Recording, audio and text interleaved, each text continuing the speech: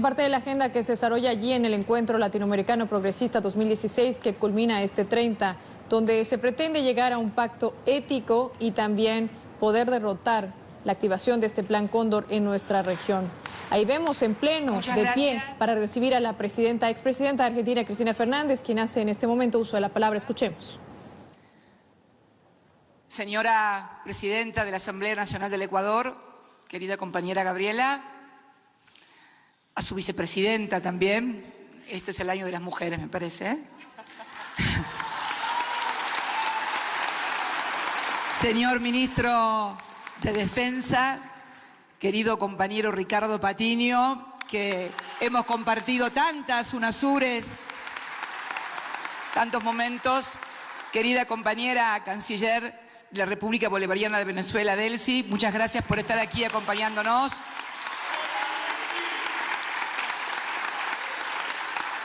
A los integrantes de los movimientos sociales, políticos, organizaciones sindicales, organizaciones juveniles, de mujeres, a todos los que hoy han querido acompañarnos en este momento. Primero, quiero decirles que siento un inmenso honor de tener colgado en mi cuello esto que es nada más ni nada menos que la máxima condecoración que otorga esta honorable Asamblea Nacional, donde reside el poder popular de nuestro querido país, Manuela Sáenz, pero que, debo decirlo, no lo tomo en términos individuales, más allá de la generosa descripción que de mi persona hizo Gabriela, y se lo agradezco mucho. No lo recibo en nombre propio, lo recibo en nombre de millones y millones de compatriotas, no solamente de mi país, sino de la patria grande,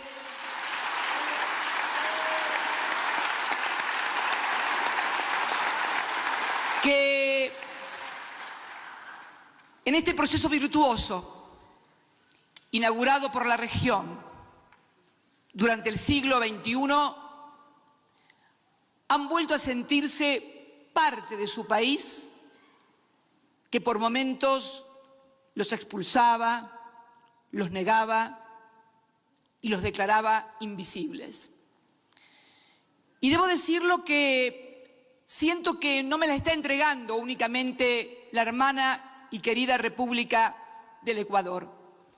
Siento que es un reconocimiento para ese proceso histórico del siglo XXI de lo que yo llamo la patria grande. Esta es una condecoración que siento que la otorga la patria grande. Esa patria grande que Gabriela describió el impacto que tuvo en mi país, en la República Argentina, a partir de la asunción del presidente Kirchner en el año 2003. Siento que hoy aquí también están ellos, está Hugo y están todos los compañeros y compañeras que han protagonizado momentos históricos en la región. Digo, Gabriela describió lo que fueron estos 12 años y medios del siglo XXI, que comenzaron en el año 2003 y concluyeron en el año 2015. La verdad que yo pensaba hacer hincapié en algunas cosas, pero la descripción que hizo ella, salvo algunas correcciones que no puedo evitar, como sabés que tengo fama de maestra ciruela en mi patria y que siempre a todos. Llegamos, Gabriela, no a un 6,6% de desocupación, sino a un 5,9% en el último trimestre. Y no fue en el tercer trimestre. Y no fue solamente el 94% de la cobertura universal que logramos a partir de que logramos rescatar la administración de los recursos de los trabajadores, sino que llegamos a la cobertura universal más alta de toda América Latina, del 97%, prácticamente cobertura universal. Y las universidades, que no fueron 13, sino que fueron 19, y que incorporaron, como vos señalaste, a miles de jóvenes, primera generación de universitarios de su país. Podríamos seguir, pero no es esto lo que hoy quiero hacer aquí frente a esta Asamblea Nacional. Planteaste, porque este proceso que se dio en Argentina, que se dio aquí en Ecuador a partir de la asunción de Rafael Correa, que se dio en el Estado plurinacional de Bolivia a partir de la asunción del compañero Evo Morales, en la República Bolivariana de Venezuela a partir de la asunción de Hugo Chávez, el comandante Chávez, que fue el primero en 1999, casi para inaugurar el siglo XXI, y que tiene características en todas partes sustancialmente diferentes con las regionalidades, con las relaciones de fuerzas, con la conformación social de cada país, y que tiene características especiales también. Y eso es lo que lo ha tornado posible, porque la heterogeneidad es lo que caracteriza a los procesos democráticos. No que todos piensen y digan lo mismo, sino que a partir de objetivos comunes, como es la inclusión, la justicia social, la equidad, la igualdad, la lucha por la igualdad, que en definitiva todas se condensan, como digo yo. ¿Qué tal, Piedad Córdoba? ¿Cómo estás? Bienvenida. Se condensan en la lucha por la libertad. Pero señalaba Gabriela momentos históricos. Yo realmente no sabía que Pinochet había sido condecorado por la República de Ecuador. Me acabo de enterar aquí, sentada. Me gustaría buscar las crónicas mediáticas de aquella época, porque deben haber estado los mismos periódicos, los mismos canales, las mismas radios. Hagamos un concurso a partir de hoy. Les propongo un concurso. Yo me voy a ir el sábado o el domingo, pero tú lo puedes organizar, Gabriela. Hagamos un concurso para que todos investiguen e intervengan y le cuenten a todos los ecuatorianos y a todos los hermanos de la Patria Grande qué dijeron esos medios de comunicación, esas dirigencias políticas, cuando Ecuador condecoró a un genocida como Augusto Pinochet.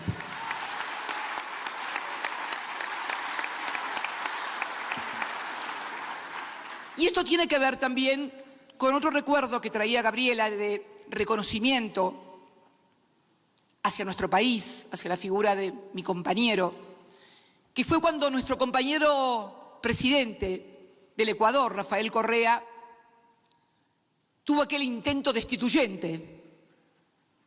Lo recuerdo muy bien, yo estaba en Olivos y no podía hablar por teléfono y comunicarme con él. Finalmente logré comunicarme telefónicamente con él, porque era necesario que el presidente del país que tenía problemas, el UNASUR, fuera el que pidiera la convocatoria a la asamblea y a la reunión de la UNASUR. Y ahí fue cuando pude hablar con Rafael y decir: vamos a convocar a la UNASUR en la ciudad de Buenos Aires. Y así lo hicimos.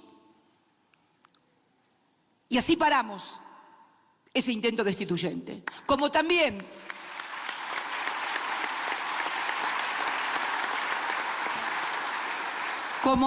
lo hicimos con respecto al compañero Evo Morales. Estaba Hugo, que me llamaba por teléfono, Hugo Chávez, y me decía: Cristina, lo quieren sacar a Evo. Esto quiero contarlo porque quiero que quede registrado en las crónicas históricas. Lo quieren sacar a Evo. Pero Hugo, le digo, yo lo llamo, me da su secretario y no me atienden el teléfono, me dejan esperando 15 minutos y yo no puedo. En ese momento presidía la UNASUR Michelle Bachelet por Chile. Bueno, finalmente no podía comunicarme, estuve 2 o 3 días intentando comunicarme. Hugo me seguía machacando la cabeza, me llamaba, ya me había ido yo el fin de semana a Calafate y me seguía martillando la cabeza. Lo quieren destituir, lo quieren destituir. Pero si no me atiende el teléfono es que no se lo pasan. ¿Cómo no se lo van a pasar, Hugo? Le digo. Y entonces, dile a tu embajador, me dice, dile a tu embajador que vaya él hasta el Quemado, hasta el Palacio del Quemado. Y ahí tomé el teléfono y lo llamé a mi embajador, a nuestro embajador de la República Argentina, y le digo, haceme el favor, andate hasta el Quemado, pero vos, con tu teléfono, y hasta que no des con Evo Morales y que te pongan con él, no parás. Bueno, teníamos muy buen embajador también, y llegó al Quemado y por ahí me llama una voz del otro lado del teléfono jadeante, diciendo, acá estoy. A una hora había pasado aproximadamente de las instrucciones. Ahí pude comunicarme con Evo, que me pasó el teléfono, y le digo, compañero, hace 3 días que quería hablar con usted y no podía. Sus secretarios me pasaban el teléfono y me dejaban en el teléfono. Silencio del otro lado. Y le digo, Evo, convocamos a una... Convoque, compañera. Y ahí, junto a Michelle Bachelet, se convocó aquella histórica reunión en la Casa de la Moneda, donde además se obtuvo la declaración de la moneda, donde la totalidad de los presidentes de la UNASUR intervinieron en lo que era un incipiente golpe contra Evo Morales. De aquellos tiempos a estos tiempos, señalaba Gabriela el avance de lo que ella denomina los restauradores del orden neoconservador. Es algo innegable en la región. Y tal vez la muestra más evidente de esta modificación en la relación de fuerzas haya sido que no hayamos podido detener el golpe institucional que sufrió nuestra compañera Dilma Rousseff en la República Federativa del Brasil. Debemos admitirlo como cuadros políticos. Tal vez en otro momento esto no hubiera sucedido porque la relación de fuerzas existente en el continente hubiera impedido que esto llegara a término.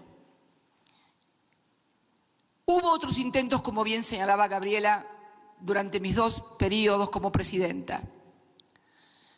Yo creo que la derecha conservadora y restauradora de los viejos privilegios y de esa América Latina mera exportadora de materias primas, con millones de excluidos, intentó también un final para mí similar al de Dilma. Estoy absolutamente convencida que el proyecto era destituirme para que no pudiéramos terminar nuestros periodos de gobierno en el cual habíamos sido mayoritariamente elegidos y por lo tanto tener un relato mediático, la construcción de una imagen mediática, porque creo que como cuadros tenemos que ver cómo se está trabajando ahora. Lo estábamos charlando con Gabriela en su despacho antes de ingresar ahí. ¿Cómo se está trabajando en la restauración de ni siquiera lo que fue los 90? Creo que hay es pre a los 90. Yo digo que en mi país es pre-peronista, porque quieren un modelo que no sea industrializador, en donde la gente trabajadora, las clases medias, tengan una sensación de culpa por lo que lograron en estos años. Y los que no tengan esa sensación de culpa y por lo tanto se resignen, tengan la convicción de que lo que lograron en estos años de construcción no se debe a procesos económicos y políticos como los que tuvieron lugar en la región, sino que se debe a su impronta personal, a su esfuerzo personal. Entonces, si no logran hacerlos sentir culpables porque los educaron durante mucho tiempo, que el pobre tiene que morir pobre, que el hijo del obrero no tiene por qué ir a la universidad, entonces le crean la imagen y la fantasía de que todo lo que lograron, los avances, el trabajo, las paritarias libres durante 12 años y medio en la que en mi país los dirigentes sindicales y los trabajadores pactaban libremente salarios siempre por encima de la inflación, todo eso se pierda. Y entonces el esfuerzo de cada uno sea eso, un esfuerzo individual, que no dependa, es más, comienzan a crear un sentido común desde los medios hegemónicos de comunicación, que si nuestros gobiernos, que obviamente tienen una percepción diferente a cómo el Estado debe intervenir en la sociedad y en la economía, que al contrario, que si no logran más progresos de los que ya han logrado, es porque tenemos un Estado que es demasiado interventor en la economía, que no deja liberar a las fuerzas de la economía, las fuerzas productivas para que todo crezca. O sea, la creación del sentido común, la disputa del sentido común en una articulación entre los medios hegemónicos de comunicación y, como decía Gabriela, sectores judiciales que persiguen y judicializan a los líderes de la región. Lo vimos claramente y lo estamos viendo con lo que está pasando también en el Brasil. ¿Qué es entonces? Y también lo charlábamos con Gabriela y yo intercambiábamos experiencias y me decía cómo, y quiero referirme a un episodio de aquí de vuestro país, que el Fondo Monetario Internacional había venido y había dicho que había menos 4% de inflación. Esto en la Argentina les va a parecer gracioso. Menos 4% de inflación. Vino y dijeron que había menos 4% de inflación. Esto valió para que la oposición en Ecuador quiera instalar que hay una crisis económica, que es el peor año de los últimos 30 y no sé qué otras cosas más. Quieren crear la situación de crisis. Esto en nuestro país no lo pudieron hacer. Quieren instalar la construcción de crisis. Luego tuvieron que corregir y decir que era menos 2. Pero fíjense, de crecimiento económico, caída de la actividad, que había crisis. Entonces van construyendo la sensación de que hay una crisis, pese a que cuando muchas veces se interroga a la gente en términos individuales, ¿a usted cómo le va? A mí me va bien, te contestan. ¿Y el país qué le parece a usted? ¿Cómo va? No, el país no va bien. Logran disociar a nuestros compatriotas de su suerte personal, de cómo le va el país. Pero yo le pregunto a los ecuatorianos, a los brasileros, a los argentinos, a los chilenos, a los bolivianos y a cualquiera, ¿cuándo le va bien a la gente, a la mayoría, a las grandes mayorías nacionales y populares, cuando el país cae la economía o hay endeudamiento o le va mal al país? Si le va mal al país, le tiene que ir mal a la gente. Si te está yendo bien a vos, es porque al país también le está yendo bien, más allá de las dificultades que puede haber en todo proceso político-económico, más aún ahora, en momentos de la caída del precio de los commodities, donde hay un claro intento de los países desarrollados a volver a modificar los términos de intercambio económico que permitieron un crecimiento exponencial. Por eso nosotros hacíamos tanto hincapié en nuestro país en la industrialización, porque sabíamos que el tiempo del precio de los commodities era un plazo fijo, tenía certificado de defunción anunciado, son ciclos que no pueden durar mucho, por lo tanto durante esos ciclos hay que acumular, industrializar el país, agregar valor, generar mercado interno que consuma cuando tenemos crisis comercial externa, porque cae la demanda a nivel global y entonces cae la demanda y el precio de nuestros commodities. Necesitamos entonces un aparato productivo, industrializado, muy fuerte. Esto fue lo que hicimos y esto es lo que estábamos haciendo en la República Argentina hasta el 9 de diciembre del año 2015, fortaleciendo ese mercado interno. No había despidos, teníamos un régimen prácticamente de plena ocupación, paritarias libres, una política de subsidios en los servicios públicos que era estigmatizada. Y muchas veces los propios beneficiarios criticaban la política de subsidios. No quiero ni contarles la que se armó cuando se decidió el tarifazo. Ahí se dieron cuenta que la política de subsidios era una política destinada a agregar valor indirecto a sus salarios, a estimular la demanda y a sostener la actividad industrial de las pequeñas y medianas empresas que si no, no pueden sobrevivir. Todos los grandes países también subsidian. Es curioso escuchar a nuestros industriales por allí quejarse contra China por los precios que tiene China. ¿Y qué se creen? ¿Que China no tiene una política de subsidios y de ayuda a todos sus empresarios y a todas sus empresas? Es lo mismo en todas partes. No hay nada nuevo escrito después de Adam Smith y Marx. Todo se dijo. Lo que hay sí son procesos virtuosos como los que hemos encarado nosotros, sin atenernos a reglas escritas, sin el dogma, con las contradicciones que tienen nuestras sociedades, pero también debemos saber que estas contradicciones, cuando no las resolvemos adecuadamente, terminan resolviéndose a favor de los que quieren volver a un país para pocos. Y esto también lo tienen que saber los empresarios. Ayer me fue a recibir el vicecanciller cuando llegué. Un gran cuadro político que te añora y quiere volver contigo, pero está bien con el ministro, igual con la canciller, no hay problemas, pero te añora, te ama, Ricardo.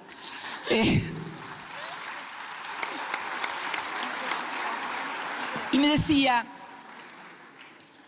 decía la infraestructura, uno podía ver las carreteras, algo similar ocurrió en la Argentina, infraestructura económica, infraestructura social, educativa, infraestructura científica y tecnológica.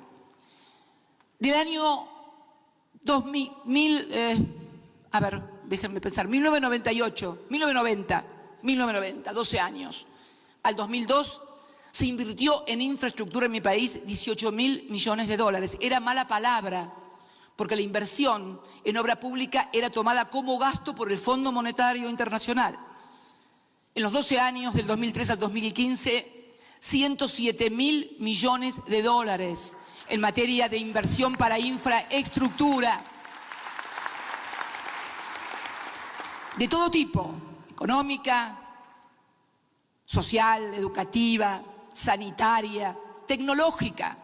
Tenemos 2 satélites orbitando en el espacio que cubren el territorio, hechos, diseñados y ejecutados estos 2 satélites, ARSAT-1 y ARSAT-2, por científicos argentinos en nuestro país. Entonces, me decía ayer charlando el vicecanciller, yo le decía cuando él me hablaba de la obra de la infraestructura y yo le decía, en nuestro país, en el año 2003, cuando Néstor asumió como presidente, había 12.000 empresas constructoras. En el 2015, cuando yo me fui, había, según datos del IERIC, no es una organización gubernamental, 24.000 empresas constructoras. Yo le decía esto, y el vicecanciller me decía, pero usted sabe una cosa, acá pasa lo mismo, pero muchas veces los empresarios que se han cansado de ganar dinero durante nuestras gestiones son críticos y quieren otro modelo, que es el que después viene y literalmente, y perdonen la expresión, termina reventando todo lo que es la incipiente industria nacional, a partir de la apropiación, una vez más, del sentido común. ¿Qué es apropiarse del sentido común? Hacerle esto que yo les comentaba recién, que una persona cuando es interrogada acerca de su situación personal y lo que espera para el futuro, bien, a mí me va bien y me va a ir mejor, y al país no, al país le va mal. Cuando en realidad todos los indicadores y todo lo que sucede a su alrededor, es producto de lo que ella puede apropiarse, con esfuerzo, con capacidades propias, sin lugar a dudas. Ahí está la diferencia también en una sociedad, en cómo cada persona, cada empresa aprovecha estos procesos virtuosos donde hacemos del mercado interno y fundamentalmente de una cuestión que viene discutiéndose hace mucho tiempo, que es si primero está la inversión o si primero está la demanda. Los que creemos y creemos en el mercado interno sabemos que primero está la demanda. Nadie invierte en un país que no consume, más en un mundo como el de hoy, donde hay excedentes económicos producidos por todas las empresas en todos los países del mundo. ¿Quién va a venir a invertir a un lugar donde se cayó el mercado interno? Las inversiones extranjeras que nosotros logramos venían producto de las sugerencias que le hacíamos a muchos de que si querían participar en el mercado interno, deberían también instalarse y producir en la Argentina, porque de esa manera generaban los más de 6 millones de puestos de trabajo que Gabriela mencionaba y que tenía directa vinculación también con la desocupación y que tiene directa vinculación con el nivel salarial. Si no hay baja desocupación, si no hay gran demanda de mano de obra con valor agregado e industrial. Está claro que por más lucha sindical que den los mejores dirigentes sindicales, no van a lograr mejores salarios por una razón muy sencilla. Se produce la precarización laboral de hecho, producto de alto nivel de desempleo, de falta de trabajo y del temor de la gente a quedar sin trabajo, que termina aceptando inclusive ganar menos. Sí, esto está pasando. Hay gente que ha aceptado que le reduzcan el sueldo para no perder el trabajo. Impensable durante nuestra gestión. Impensable. Impensable porque teníamos un 5,9% de desocupación. Impensable porque había demanda de mano de obra. E impensable porque había un Estado y un gobierno que jamás hubieran permitido una cosa como esa. Entonces, creo que el gran desafío es, y creo que el ELAP hoy es un buen ámbito para ello, analizar cuáles son las causas de estos retrocesos.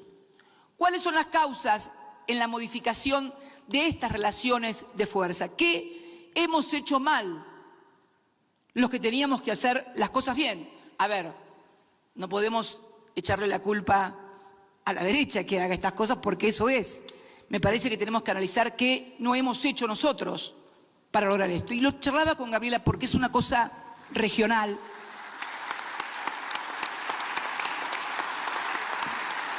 Y yo creo que tiene, vuelvo a reiterar, lo que pasó en Brasil con Dilma 4 años atrás no hubiera sucedido. No hubiera sucedido. La relación de fuerzas lo hubiera impedido. Se modificó la relación de fuerzas en la región. Claramente. Claramente. Charlando con Gabriela en su oficina le decía, ¿sabés lo que pasa? Y me comentaba una anécdota que también se las voy a contar porque creo que refleja lo que quiero decir cuando hablo de creación de sentido común. Me acuerdo cuando Rafael, lo charlábamos, lanzó la creación del impuesto a la herencia y la plusvalía, que recibió un ataque feroz de los medios que además crearon sentido común y yo le dije, sin saber lo que había pasado, le digo, seguro que crearon sentido común negativo y adverso en los sectores más humildes de la población, diciendo que ese impuesto a la herencia le iba a quitar la casa, la única casa que tenía tal vez una persona para dejarle a sus hijos. Y no hubo forma de hacerle ver que tal vez la creación de ese impuesto era dirigido a los que mayor patrimonio hereditario tenían y era en beneficio de los más humildes. Pero esto es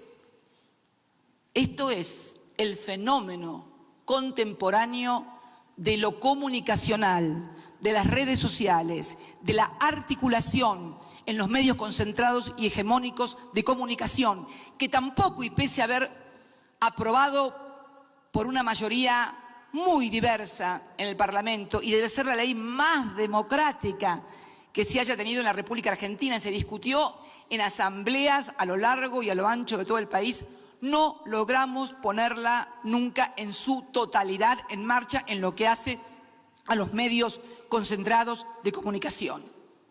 Esa fue una batalla perdida que tuvo gran impacto también en lo posterior. Pero refiriéndome a los compañeros de la región, nosotros tuvimos una gran integración política.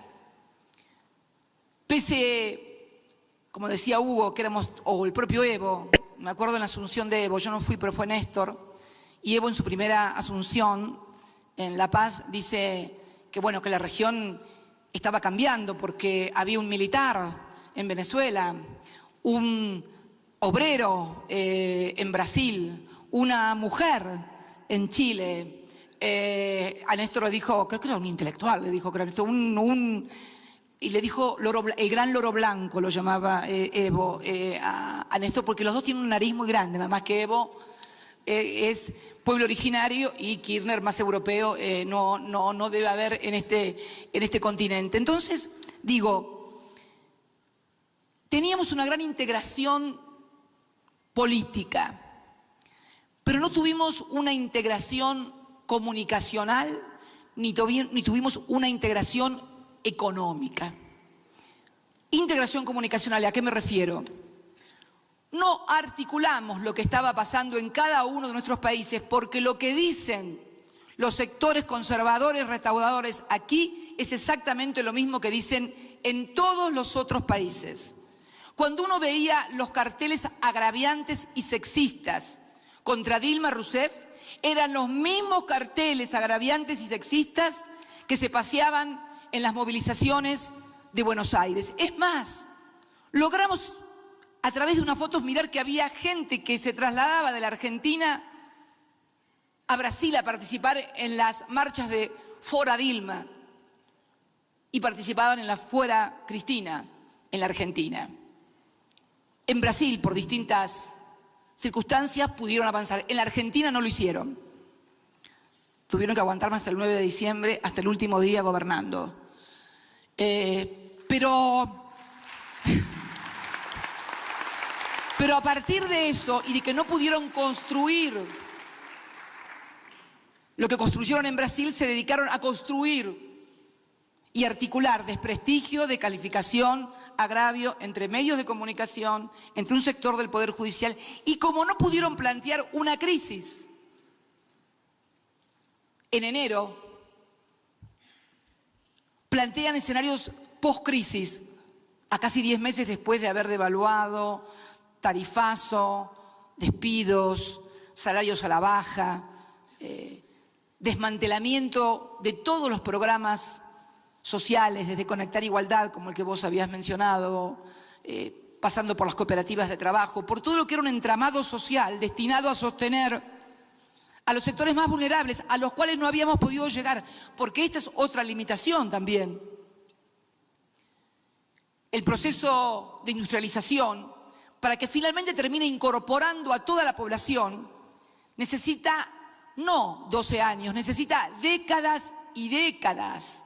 ¿Por qué? Porque durante los periodos más grandes, más largos, la gente no tenía trabajo, no podía estudiar, no se capacitaba, no se invertía en el país, con lo cual es necesario que estos procesos virtuosos tengan duración en el tiempo, no en los dirigentes, pero sí en las políticas, que estas políticas puedan ser consecuentes en el tiempo.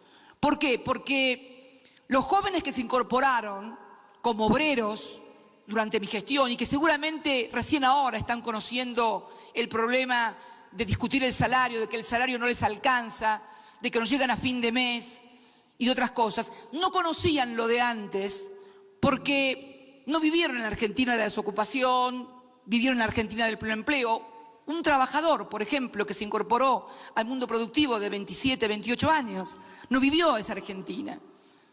Los jóvenes cuyos padres ahora porque tienen trabajo pueden ir a la universidad, no vivió la época en que los profesionales en mi país terminaban manejando un taxi porque no tenían profesión como arquitectos, como médicos, o se terminaban yendo del país como muchísimos científicos. Entonces, todos esos procesos necesitan para llegar a toda la población mucho tiempo. La industrialización tiene que tener... ¿Ustedes qué se creen? ¿Que cómo fue, por ejemplo, o cómo es en China, donde todos los años van incorporando entre 30 o 40 millones de personas? Una Argentina, en un país de 1.400, y todavía tienen una porción considerable de su población, nada menos que la República Popular de China, hoy el líder, el gigante económico del mundo, todavía tiene amplios segmentos de la población que no han podido sacar o retirar todavía de las zonas rurales porque tienen planificación a muy largo tiempo. Y esto es lo que necesitaba nuestra América del Sur. Mayor integración económica también. Cuando uno mira la economía del Mercosur, observa que el 80% del intercambio comercial es fuera de la zona y solamente no llega al 20% el comercio intrazona.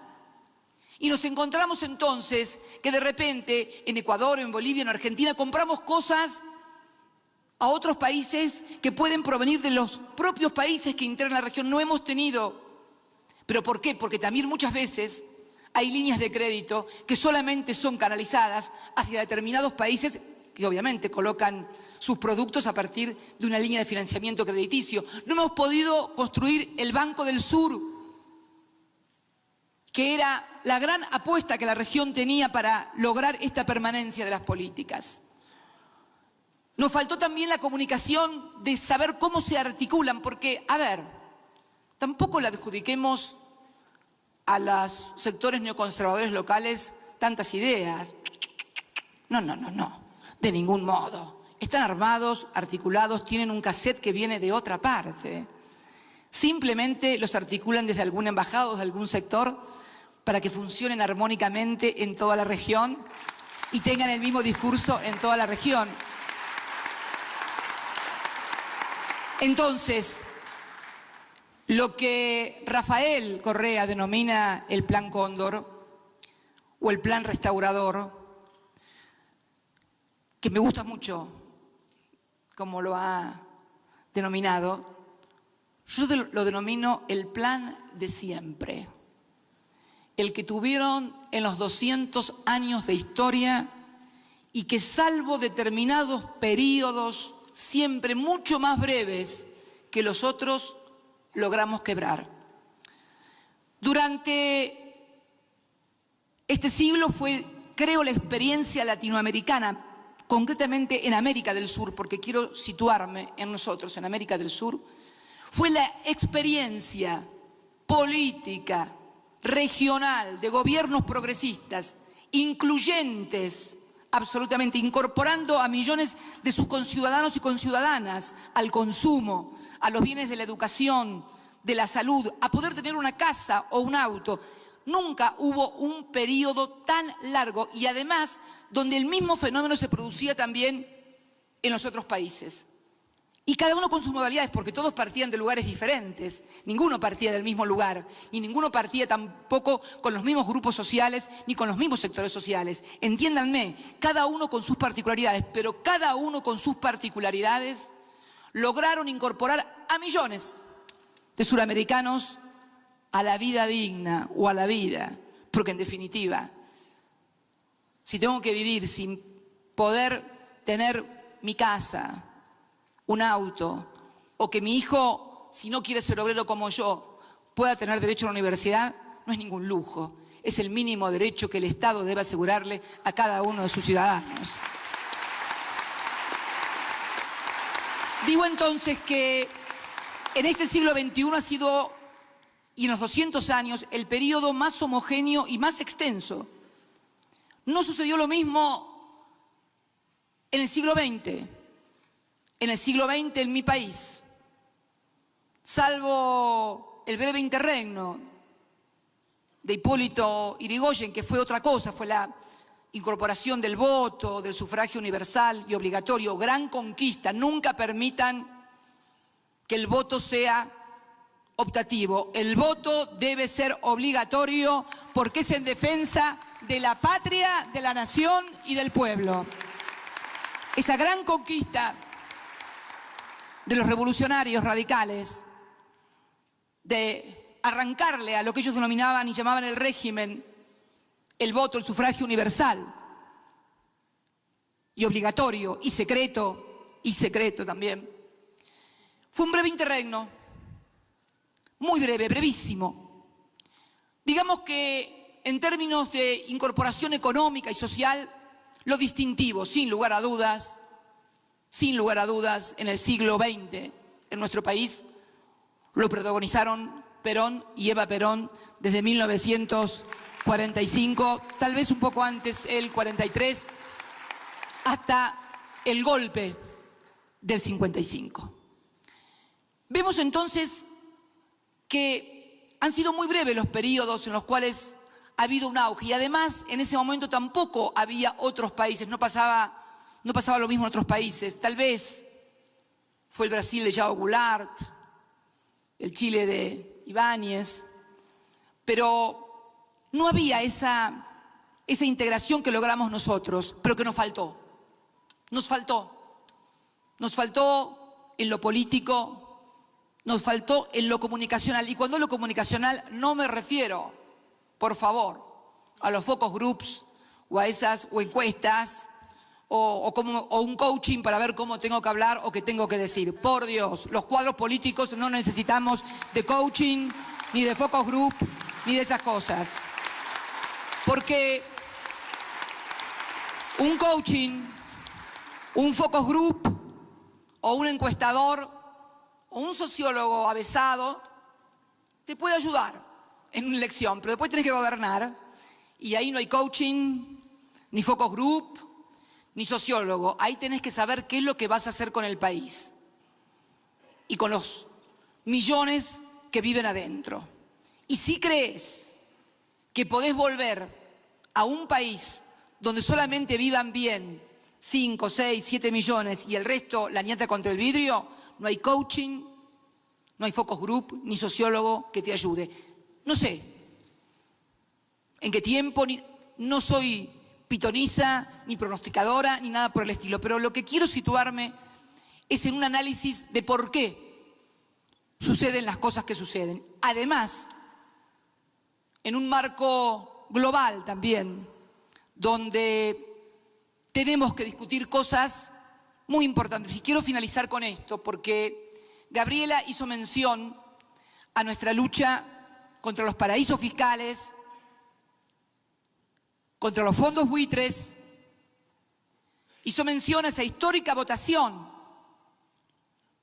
de la resolución marco para una legislación global en materia de reestructuración de deudas soberanas que obtuvo el voto de 136 países con el inestimable apoyo del G77 más China. No se pudiera haber logrado eso jamás si no hubiéramos trabajado fuertemente en ese grupo.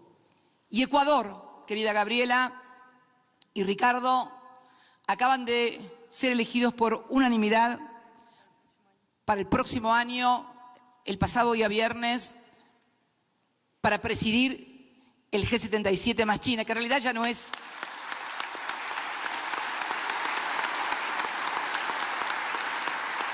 Quiero entonces, frente a esta Asamblea Nacional del Ecuador, pasarle la posta a Ecuador en la defensa de la reestructuración de deudas soberanas y en la lucha contra los fondos buitres y los paraísos fiscales.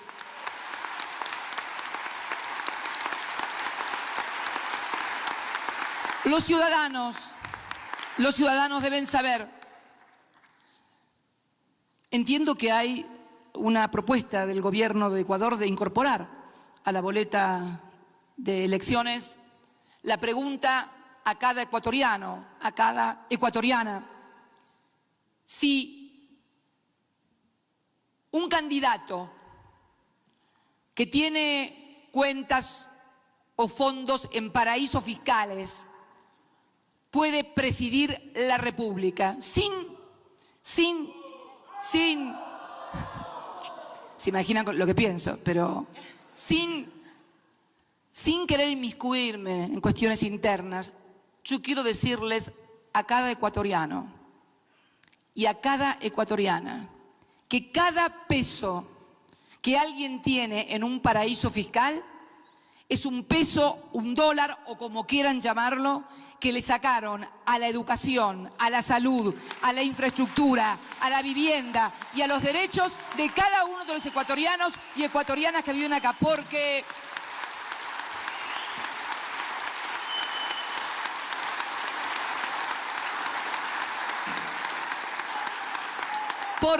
y esto no lo digo yo, lo dicen importantes académicos, especialistas en materia de sociedades y de derecho comercial de mi país. Los paraísos fiscales han sido creados para delinquir. El que tiene fondos en un paraíso fiscal es porque no paga impuestos de mínima. Como mínima, no hay posibilidades de legalidad y legitimidad en paraísos fiscales. Creo entonces que esta importante resolución que obtuvimos en el marco de Naciones Unidas, y Gabriela, no creo que pese a decisiones que se tomaron luego en mi país, esto esté perdido, al contrario, porque el tema del endeudamiento y las nuevas crisis recurrentes globales que van a venir producto del endeudamiento de los países no se terminaron hoy. Van a seguir y se van a profundizar, porque es la forma en que los países desarrollados tienen de transferir sus propias crisis endogámicas hacia la periferia del mundo. Esto tienen que entenderlo. Por eso el G20 se constituyó allá por el año 2008. Me tocó participar en la primera reunión, cuando todavía Bush era presidente de los Estados Unidos, ya había sido electo Barack Obama, pero él participó en la primera reunión del G20. Y yo creo que se formó a partir de la crisis de Lehman Brothers, pero que luego se extendió como una mancha de aceite a todo el planeta y que aún persiste. El Fondo Monetario dice un año va a haber tanto crecimiento de la economía mundial o del comercio y a los 2 o 3 meses lo vuelve a ajustar siempre a la baja. Entonces, me acuerdo que en aquellas reuniones del G20 se introdujo la cuestión de los paraísos fiscales. La introdujo el entonces presidente de Francia, Sarkozy, y también yo, que lo planteamos en el mismo G20. Y a partir de ahí siempre fue una constante intentar lograr que hubiera una legislación global en la materia que impidiera el tema de los paraísos fiscales. Pero claro, cuando vemos quiénes son los que tienen los mayores paraísos fiscales, sabemos por qué hay paraísos fiscales y seguirá habiendo en el globo. Creo entonces que el rol del Ecuador, presidiendo el G77 más China, va a ser vital en lo que hace a reestructuración de deuda soberana y en lo que hace a paraísos fiscales. Esta crisis que no se termina de ir, que empezó en el año 2008 y que se va a seguir profundizando, porque es una crisis que se repite también hoy ya en los países centrales con la concentración del ingreso.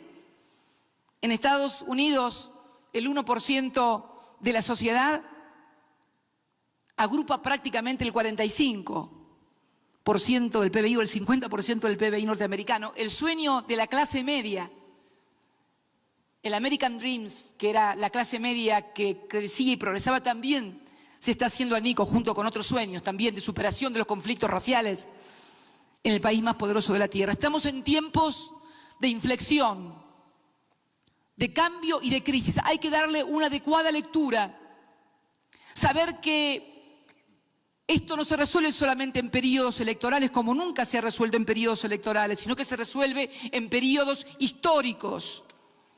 Y entonces se convierte en una obligación para cada uno de nosotros, para cada uno de los que pensamos que la igualdad es algo por lo cual vale la pena luchar, para los que pensamos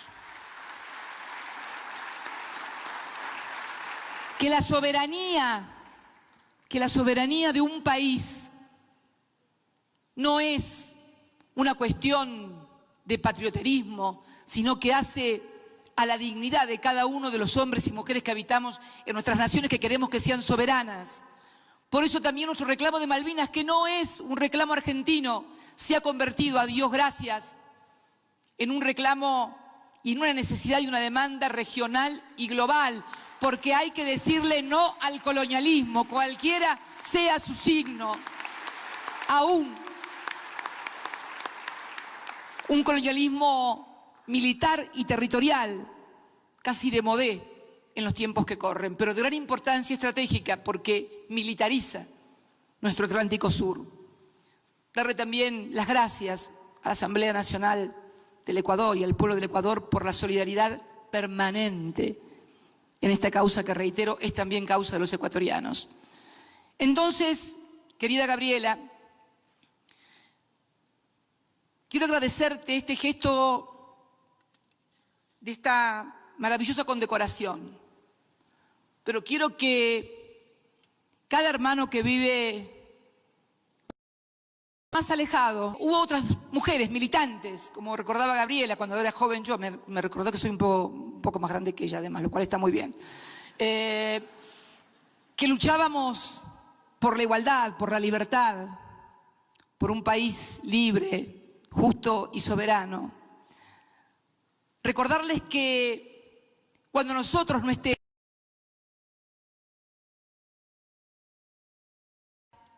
otras Cristinas distintos lenguajes, tal vez no sean iguales a nosotras, pero que la semilla que plantaron San Martín, Bolívar, Belgrano, no fueron tiradas al viento. Florecen, germinan con todas las dificultades que le ponen cuando nos someten a sequía, cuando nos ponen trabas, cuando nos impiden, pero que siempre, porque están en la esencia del ser humano, están en la esencia de la condición humana. Lo que nosotros queremos, lo que nosotros pedimos, que es igualdad de oportunidades, libertad para expresarnos, una economía que permita progresar a los pueblos, es lo que piden millones y seguirán pidiendo millones siempre.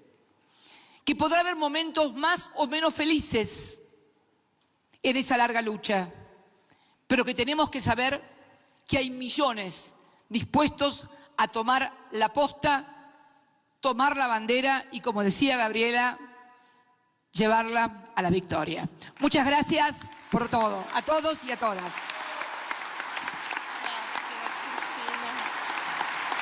Cristina Fernández, tras haber recibido esa condecoración en el grado de Manuela Sáenz por la Asamblea Nacional del Ecuador, por su dignidad y lucha constante en beneficio no solamente del pueblo argentino, sino que ha permitido a través de esas normativas, esas leyes aprobadas en el marco de esta década ganada en la Argentina, ser referentes para aquellas leyes que forman parte también del estatutario en otras regiones de nuestra patria grande. Cristina Fernández se ha referido a muchos temas en concreto.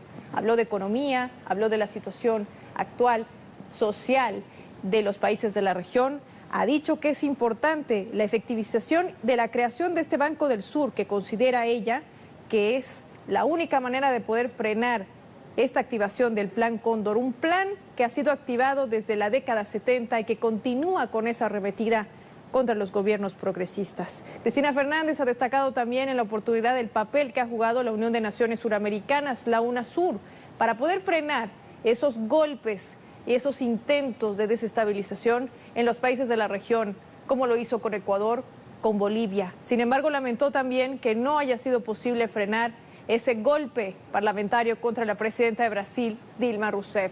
Vemos imágenes entonces del momento en que la expresidenta argentina, Cristina Fernández, se acerca hacia los asambleístas ecuatorianos y también a aquellos representantes de movimientos políticos y organizaciones sociales que asisten en el marco del Encuentro Latinoamericano Progresista en su tercera versión, que se lleva adelante en Quito, en Guayaquil y en Montecristi hasta este 30 de septiembre, con la finalidad de lograr justamente un acuerdo político, un eje político y poder entablar los mecanismos necesarios para la desactivación de ese Plan Cóndor en América Latina.